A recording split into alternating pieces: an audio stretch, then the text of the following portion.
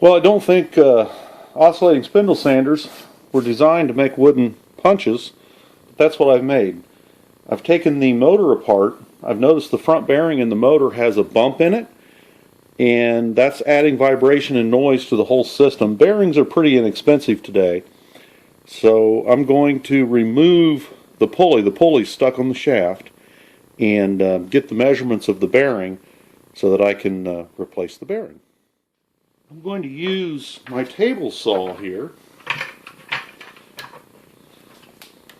as part of my fixture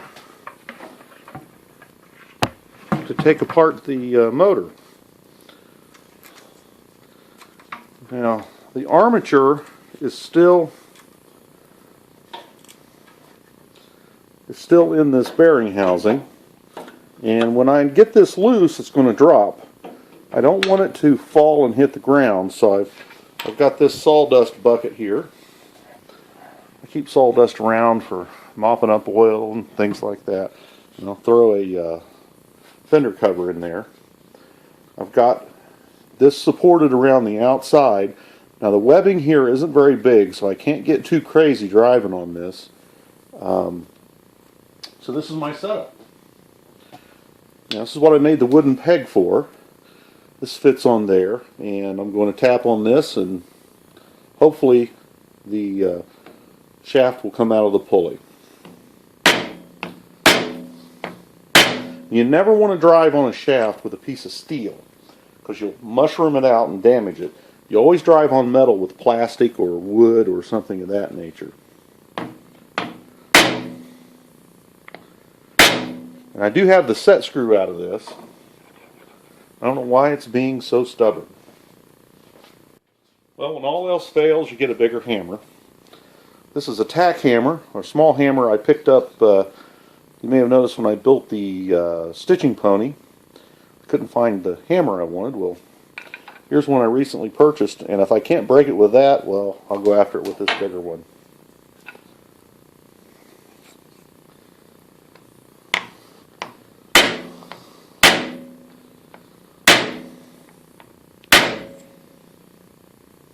It's not working.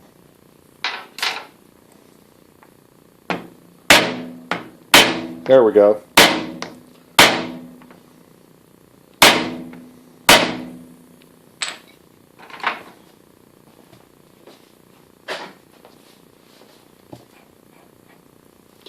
Now I'm going to, got that set screw way out of there. I'm going to go ahead and remove it completely,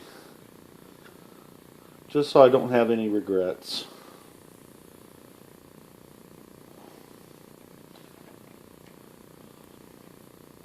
There we go.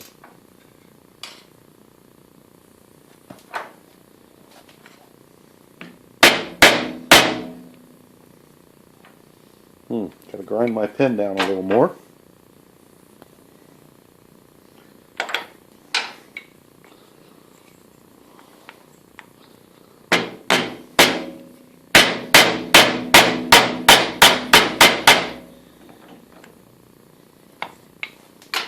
Grind it down some more.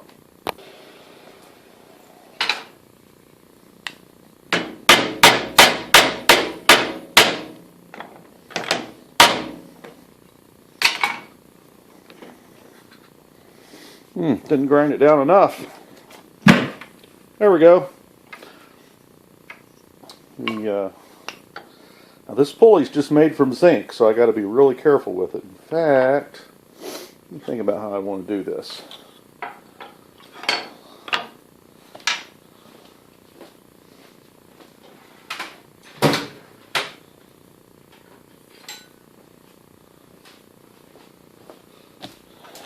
I think I can knock it out.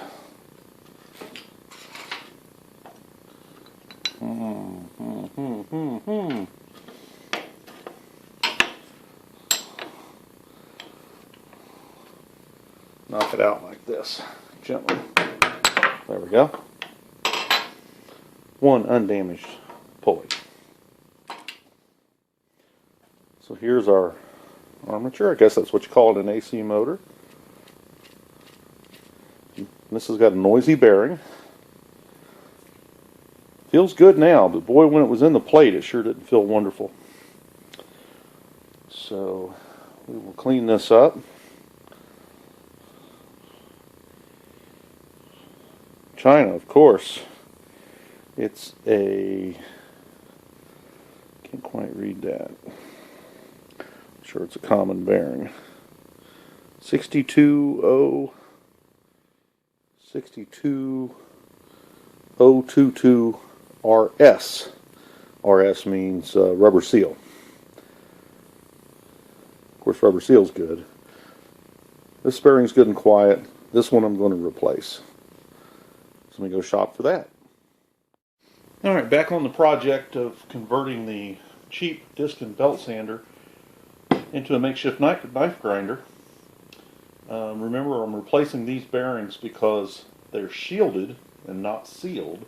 A shielded bearing has a, let me point to the pointer here. A shielded bearing has a gap right here. And this will let metal shavings and stuff in the bearing. And they won't last long. So they need to be replaced with sealed bearings.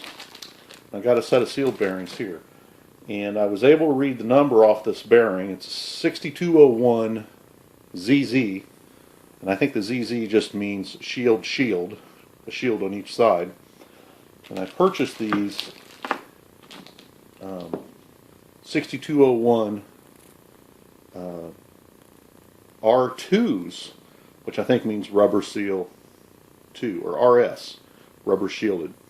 6101. So it's the same size bearing. The only difference being is it has rubber seals. A rubber seal has a wiper, just like any other seal. If you've ever replaced a seal on anything, it's pressed hard against the outer race, and on the inner race, it's lubricated and it's pushed. It's rubbing against that inner race, which is a polished surface. So this won't let any metal come inside. Now the sander, being cheesy Chinese manufacturer, the bearings were not all that great, and they make noise, and was contributing to vibration in the machine anyways. I'm not buying a $1,500 knife grinder as of yet, so I didn't think it was going to be so bad to spend a few dollars to make this tool serve my purpose for a little while. So I think I have everything here on the table to change these bearings. Let's get busy.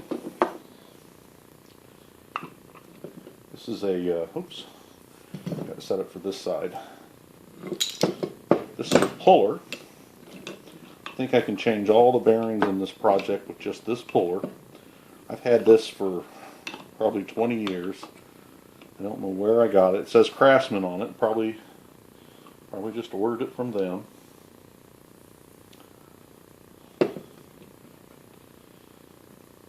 And I should just be able to turn this nut, pull the bearing off of there.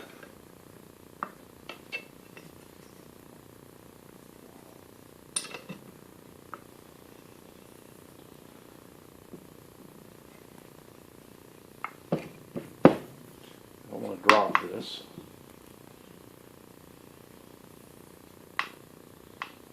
Ooh, okay.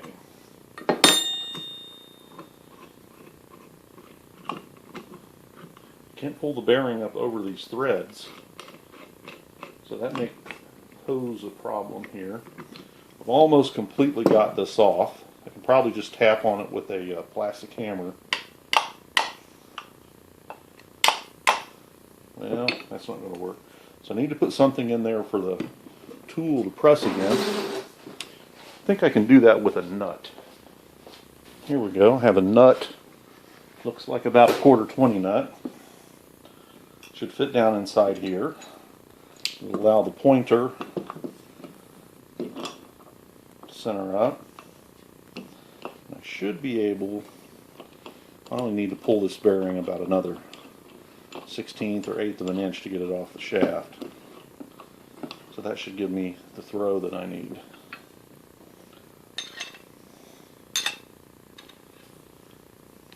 There we go. We need about half a turn on the screw. So close. Okay. So that bearing's off.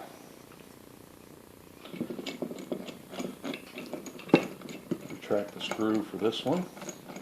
And these shafts have been turned on a lathe, so there's already a center mark in them where that point will ride. So there we go.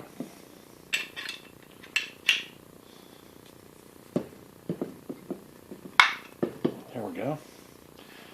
Heard that pop? That was the bearing unloading and starting to slip on the shaft. So that bearing's off. Simple tool. If you ever see one of those at a swap meet or a flea market, buy it. They come in sets too. Oh, I don't have all the tools I need. I need to remove these C-clips. And then we'll figure out how to get the bearings out of this wheel. Got my snap ring pliers out, but the tips are too large to get into these tiny little holes. But I think I can remove it with the tips of a scissor, which has a nice point.